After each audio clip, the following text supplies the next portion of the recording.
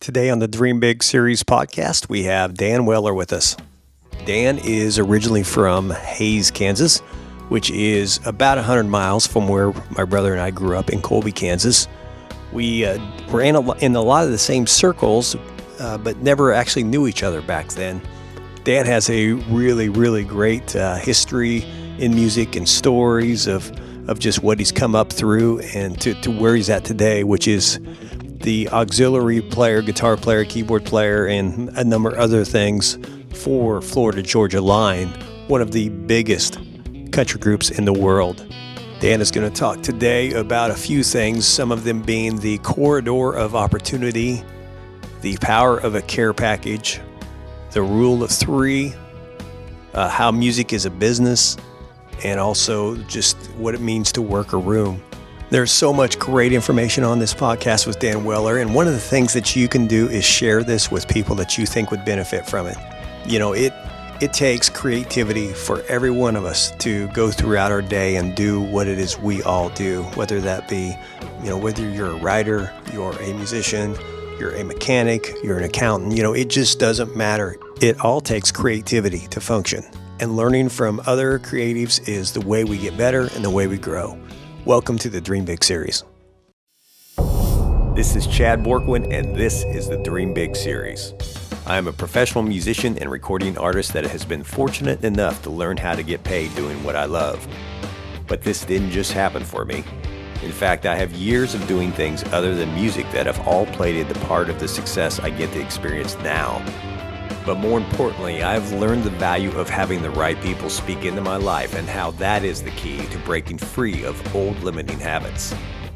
So if you're tired of being stuck and you believe there is more for you in life, the good news is everything I've done is a result of what I've learned, and it can be taught.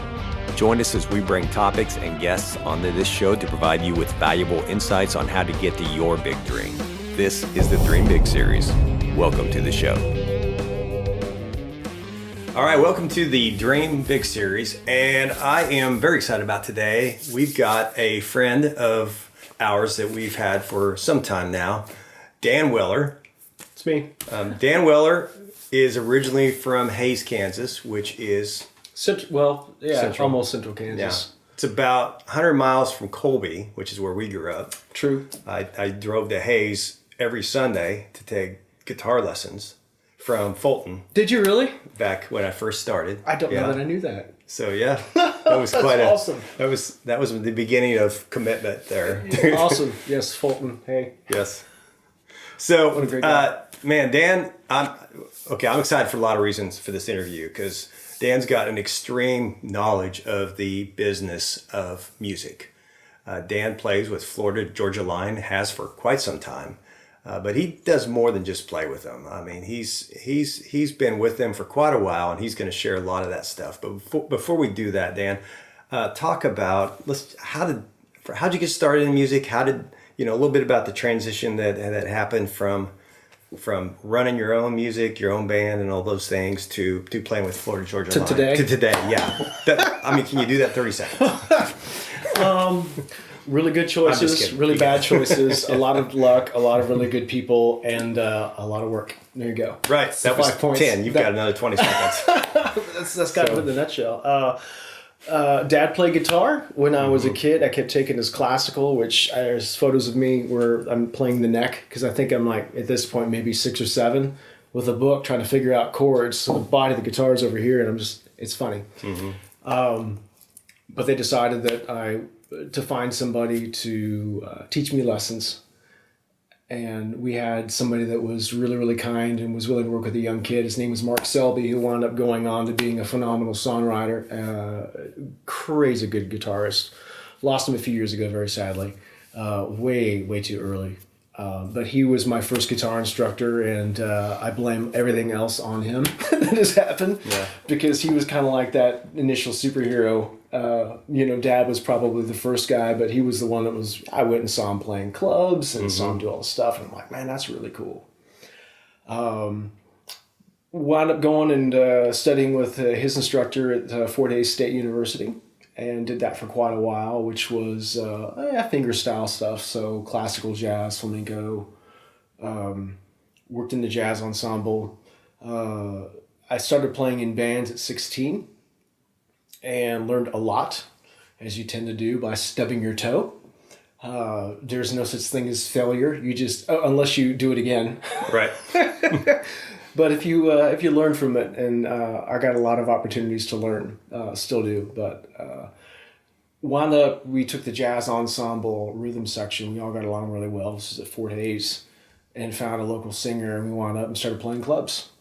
And that's really kind of how this whole thing got started. The business end of that, we had a gentleman, his name was Bernie Schulte, who was in the business department, in the band and the jazz ensemble, but was just a really, really savvy guy. And we just discussed, so we took our band, owned a van, trailer, PA, lights, all of our gear, and started reinvesting and got a second set of trailer, PA, lights, and started hiring people through the university. So when they'd have somebody come in, they had fun fostering our entrepreneurial endeavor. So they would hire us. Mm-hmm. So we'd have somebody come in there for smaller artists or speaking engagements, and they would hire our production crew, basically. Mm-hmm. So that's kind of how the business side of things for me got ticking, learning, going through all that. Fast forward a few years, wound up in Wichita with a band while I was a student at Wichita State University in the entrepreneurship department, not the music department. I did study and do some stuff there, but wasn't a student per se. And we wound up, this band, breaking nationally on radio through a bunch of smoke and mirrors, stuff that we set up. And started getting calls from all these major labels because we were getting airplay in prime markets on prime times, and they couldn't get their artists to break, and nobody had a clue who we were.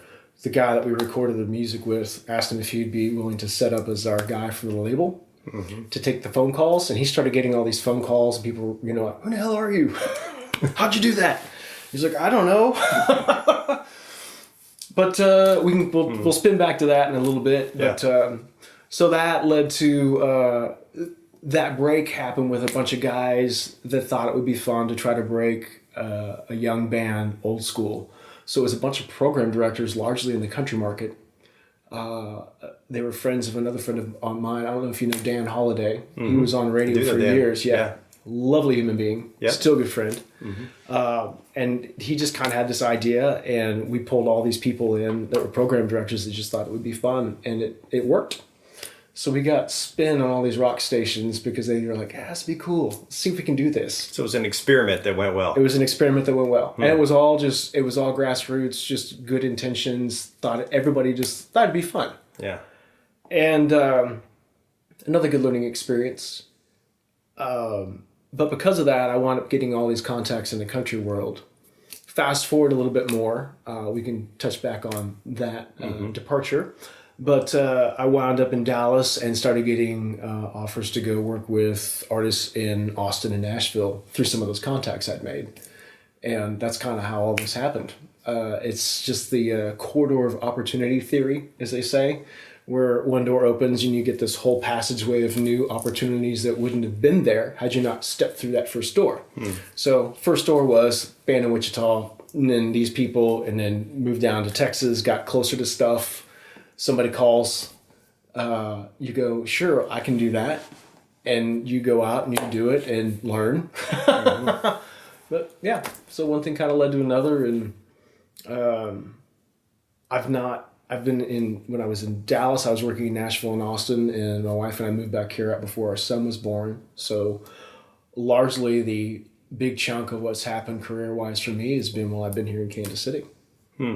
Let's talk. How did all this land then into the gig with Florida Georgia Line? And then you had a couple other gigs I know in between there.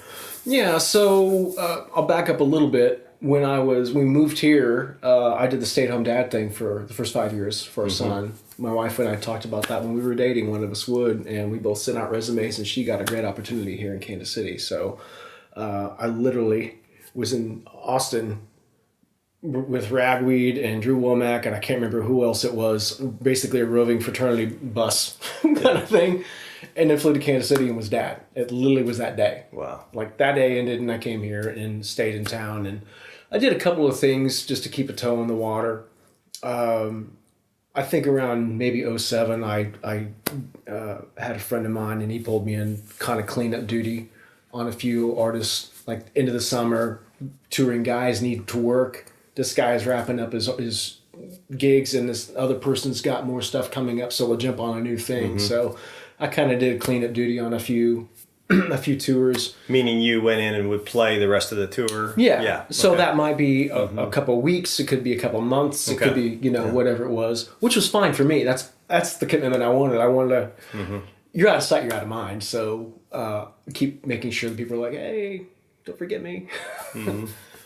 But so that kind of led to other things. I wound up getting on with an artist named Colt Ford. And spent a couple of years with him, and that was an absolute blast. More learning experiences, lots of really cool opportunities. He was a very, very generous person in the sense that he uses his road band for a lot of stuff in the studio. He owns his own label, so he would be developing new artists, and we would get to go record for them because we were a pretty cohesive unit, and everybody had studio experience. So lots of really cool opportunities through him. But while I was out with him, we were doing a lot of club dates, and I would go out and watch all these bands because I love that. Seeing different, you could still find different vibes and stuff in different markets. And we were somewhere, and this band I'd never heard of was out, and it was sold out, and they were great, and everybody in the club was singing every word to every song that I'd never heard of before. And I went and got Colt. I'm like, you got to come check this out. It was FGL. Yeah. We wound up doing all these shows together. And over the course of it, we got to be friends because they're just good guys. And at some point, I wound up putting together care packages for him off of our unused bus stock. So it was like bread, peanut butter, and then one time somebody goes, "Do you have any vodka, tequila?" I was like, "Gotcha." So our tour manager at the time really liked him too, so we would just put this stuff together, and every couple of weeks he'd be like, "Yay!" And I'd go harass him on stage, take out a bottle of tequila, throw the cap out there, and force feed him while they were playing. Just, it's like, yeah. But they were like, "Yeah, we're gonna hire you." And we add a guy, and this is before anything. They got the round robin of players. They're still in a van and trailer. I'm like, whatever, thinking I'm about done, with the touring stuff, and so yeah, their stuff started picking up, and they're just such good guys. I wound up rolling off of the Colt gig. We were doing over 200 shows a year, and I wanted to be home for a while, and thought I was done. About 9 months later, started getting that itch, and they were looking to add a guy, and I thought, this is going to be it. So the last hurrah is going to be literally just with people I want to be out making music with. So I had a very short list of three people. One is a friend here in Kansas City. Another one, Tyler Farr, who I was out with Colt. And I would do occasional shows with him. Was doing radio tour stuff at the time, and had put a band together, and FGL. And so I sent them a note, and he's like, "Yeah, I'm done, but if you need somebody to be fun." And they were like, "Well, we need a piano, organ, dobro, mandolin, banjo, acoustic, rhythm, lead electric background singer." I was like, "Sure." Again, you just said yes. Yeah. Well, but I was super honest with him. I'm like, you know what? I'm like, I can do like 2 of those things. Okay. Yeah. And the rest of it, like, I can home sweet home the hell out of a piano. Right. So I was like, I can do your stuff, but beyond that, I'm not going to be your guy. If you need somebody that's going to be out there doing a honky tonk piano and crazy B3 organ stuff, I can cover parts, but creating is another thing in that aspect. I'm just not that savvy and that deep in the instruments to feel comfortable with it. But anyway, I wound up auditioning for it, and for me it was let's go have a good day. I'm going to go drink some beers at the end of it, and you'll see my friends, and if I get the gig, cool. If not, I had a good time. Right. And I was hoping I'd be their 5th best option, and they wound up calling me surprisingly, and I was like, "I'm it." Wow. It's like, I'm the best you could do.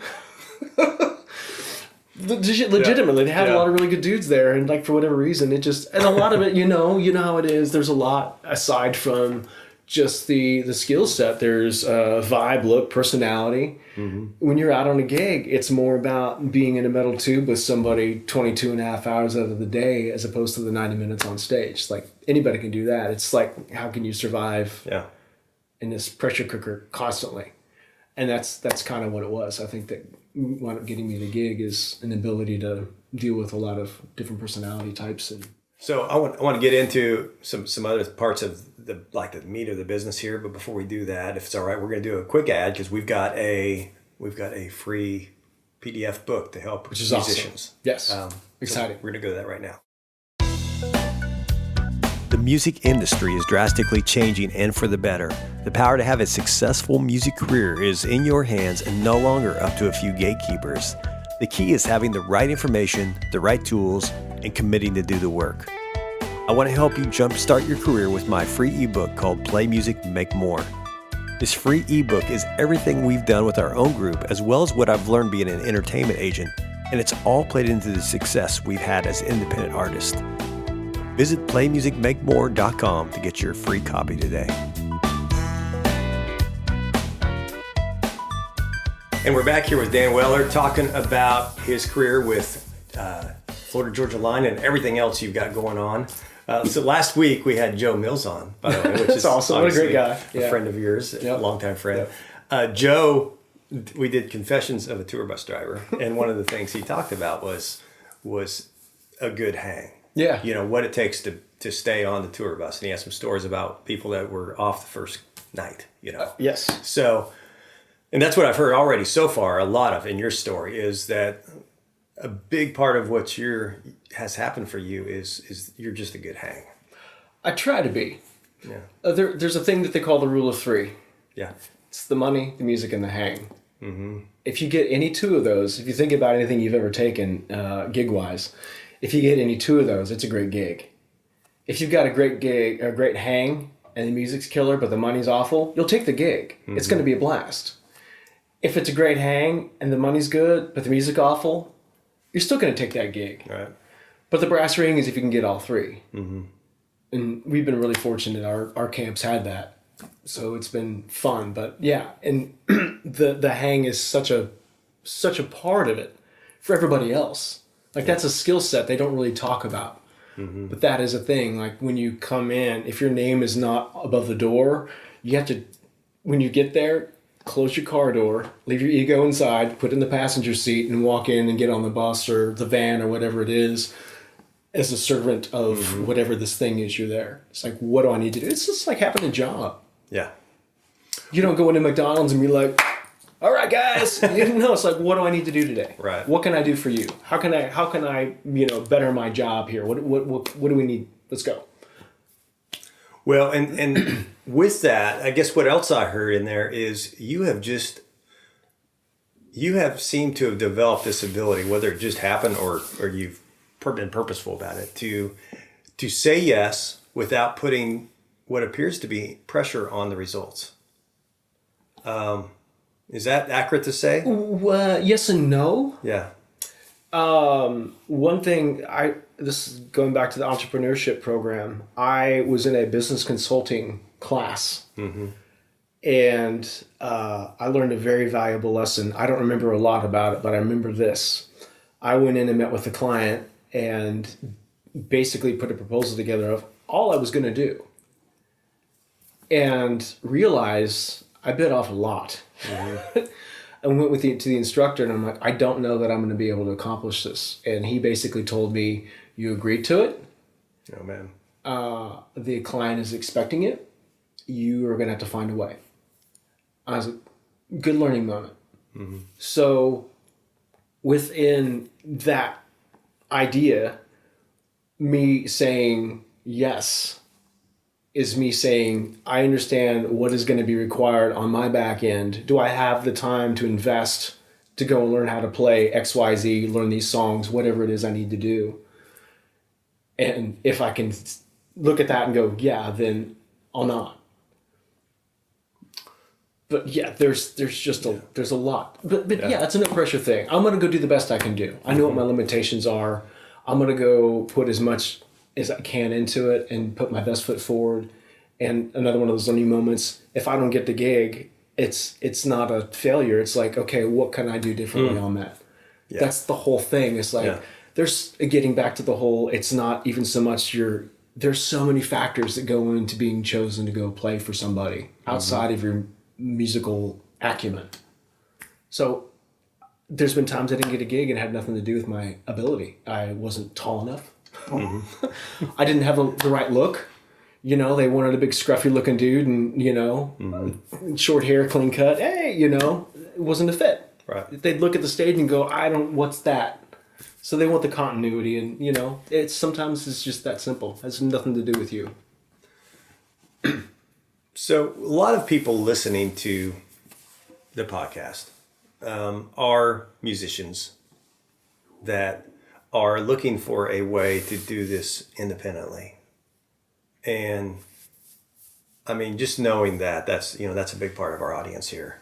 What are just a few top 3 things you'd say, okay, you got to do this, you got to do this, you got to do this? To do it independently, it's a business. Pure and simple. So understand marketing is paramount. Relationships, it's networking. There's so many people that get opportunities because they were the guy that knew how to go work a room. Somebody that might have been a better writer, a better musician, a better artist, had a better catalog, whatever it was, didn't get the opportunity because they were just a little bit shy. Didn't know how to go out and network, didn't felt that they needed to. So just understanding you as, you know, you incorporated, how can I go out and market myself? That's a really big thing. Understanding the cost behind it and managing finances, keeping a basic budget, inflows, outflows, and prioritizing some things. So you want a lot right now, but what can I do now within my financial limitations? And how can I get that to the next thing? Right. Like, start small and keep chipping away. Baby steps. And if you don't take that first one, you won't take the second one. So you got to kind of start, and it doesn't matter, just start and plug away. But, I don't know. The cool thing about doing it independently right now is, I know before we got started, talked about this, there's no barriers to entry anymore. Record labels have largely become marketing. They're the gatekeepers to get you to TV. Publishers can actually fulfill that role now. So it kind of depends on what you're looking size-wise, market, you know, what is your dream? If you want to go be a worldwide artist, you probably are going to need to have the help of a major label because they've got that infrastructure already in place. If you want to do something that's more nationally, you could probably go meet with a promoter, a publicist, because they're the gatekeepers to major network TV, People Magazine, all that kind of stuff. And they can get you in front of that, get you the press in those markets so you can get a national exposure and still not have to do the major label route.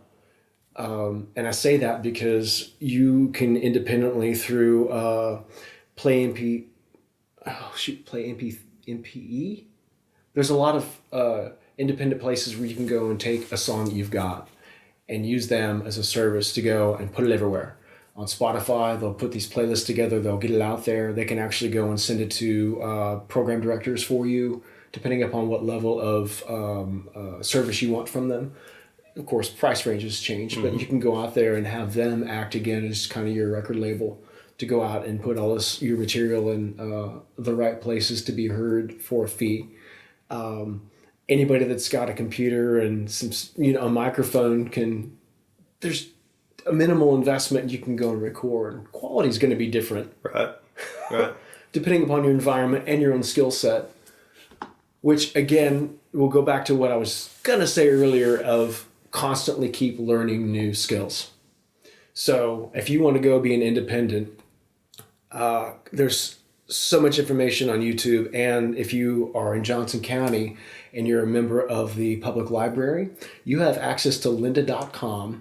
You don't get all of their data, but you can go in there and basically take an entire college curriculum on sound engineering for front of house, for being a recording engineer, for Pro Tools, for Logic, for Ableton, for any of that stuff. It's on there for free. It's crazy. And again, if you just get on YouTube, there's so many classes and courses. You just go and learn. So you should get on there and learn so you can be as adept at all the tools that you need to be an independent artist as you can. Listen to different kinds of music. If there's things out there and it piques your ear, sit down and figure it out on a piano, on a guitar, write the chords out, be like, why does this sound interesting to me? Like, note those kinds of things. I do that. I reverse engineer stuff all the time. I'm like, that was cool. It's like, what is happening in this? Christmas is actually a blast. It's been on my mind a lot because you hear all these old standards, which are so not on the radio these days, with all the cool modulations of keys and around chord centers and stuff like that. So sit down and just figure out why that is. Why does that sound different? That's cool. Okay, why? So it's the learning piece of it. And just don't stop. Constantly keep teaching yourself stuff. Well, and we talked about this a little bit also before we started recording, but Florida Georgia Line, they're doing this at their level. Oh, I mean, 100%. And so, why wait? Why wait to expand yourself out if you're going to do it? Need to do it anyway. Yeah. So, well, exactly. Yeah. There's, I saw something. It's like 3 things to take out of your vocabulary this year. It's like, I wish, I want, and I can't remember what it was. But it's like, you're the only reason that those aren't happening. It's like, stop that. It's just take action and do it. It's like, put that first foot forward and just do it. You don't know. And it might seem like a mountain, but you don't climb it in one jump. It's like, again, the baby steps and you're going to get to the top of it. But you got to start making the effort. Yeah. Yeah, and that's pretty much a common theme from everybody we talk to. I can imagine. You gotta start. Yeah, you do. You just gotta start. And then you also talked about this. You have to keep going, and you have to treat failures not like failures, but learning moments. 100%. So this is a fun question for us to ask every time. And what, think back to when you were a kid, 16 years old. When did you start playing guitar, by the way? When I was 8. When you're 8, okay. All right, so you've had 8 years. Which is going to, this will feed into that answer. So you've had 8 years of guitar playing. What, you've probably figured out that the girls kind of like it by now. What advice would you give 16-year-old Dan Weller today? Practice. All right. And God bless my mom and my dad for, we're making the investment to get you lessons. You're going to go in your room and we're going to close the door and we're going to hear guitar, by God. Right. Sometimes loud. Yeah. And there were periods of time where I was like, maybe for a year, even when I was a kid, I didn't take lessons. And I was like, I really want to go do this again. Like it meant something to me. So I would start studying again and practice. And this went even through college. I do wish now, I think back, I'm like, wow, I could have been really, really good if I'd have practiced a little more. Taking advantage of some of the people that were around me and their efforts and energies they were putting into me instead of me going, I'm going to go goof off over here. Right. I wished I would have. So that's part of what I would tell 16-year-old me. I would tell 16-year-old me to remember that there's no failure because that was a lesson I had to figure out. No doesn't mean no to you. No means no to something else most of the time. And understanding that and asking what you could do better. If you did get that no, it's like, well, why? That's good. What is a good, it's great that X got this opportunity. What was your deciding factor? Like, I'm just curious. I want to know and learn from that. So those are some questions I didn't ask until later. But, those are probably a couple of the good ones. Enjoy it, and and if you get opportunities, say yes. That's a great way to end this. Yes. Perfect. If you get opportunities, say yes. I'm in. Yeah, that works. Man, thanks for your time. Well, thank you, dude. Yeah, it's been fun. You've been listening to the Dream Big series with Dan Weller. Hey, please go online and support Dan Weller at either danweller.com which is his main site, or you can find him on Instagram, Facebook, or Twitter, and those links will be in the show notes. You've been listening to the Dream Big series. We would love to hear from you, so please leave us a comment on your favorite podcast platform. Don't forget to visit us at dreambigseries.com for more podcast videos and blogs. Also, let us know if you would like to bring the Dream Big series event to your school, corporation, or organization. Thank you for listening to the Dream Big series.